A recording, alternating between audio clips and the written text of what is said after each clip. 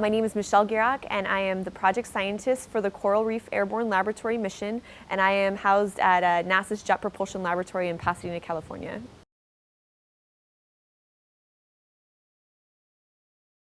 The Coral Reef Airborne Laboratory, otherwise called the Coral Mission, is a NASA-funded 3-year investigation to use state-of-the-art airborne as well as in-water measurements to assess a portion of the world's reef system, to assess sort of the condition of these threatened ecosystems and relate how they're changing to their environment, both physical, chemical, as well as human factors.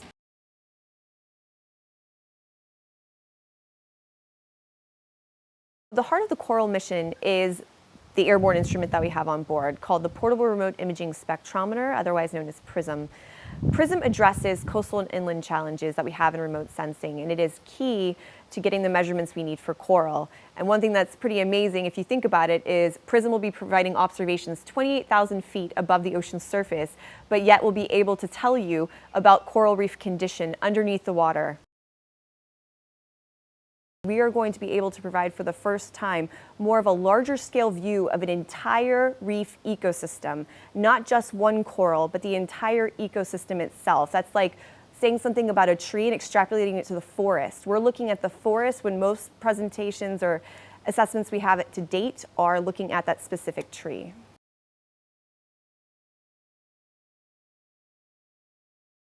My name is Eric Hochberg.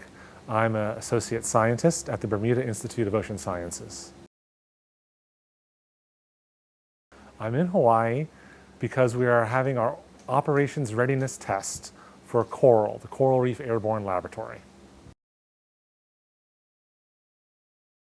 Coral is going to give us for the first time a large data set, a large uniform data set of coral reef condition across several key regions in the Pacific, so we can better understand the relationship between reef condition and the environment. Reefs are important to millions of people around the world, whether they know it or not. For many people, reefs provide their daily sustenance.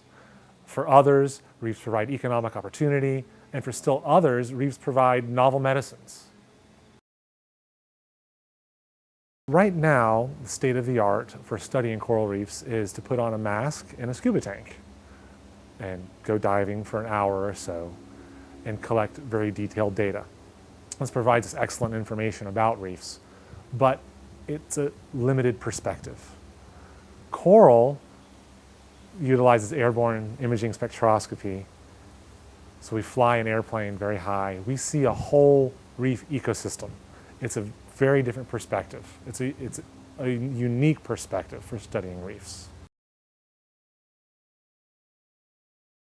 The Coral is a partnership across many institutions. I'm the principal investigator at Bermuda Institute of Ocean Sciences. JPL providing key engineering, management, and science to this. This couldn't be done without JPL in the PRISM instrument.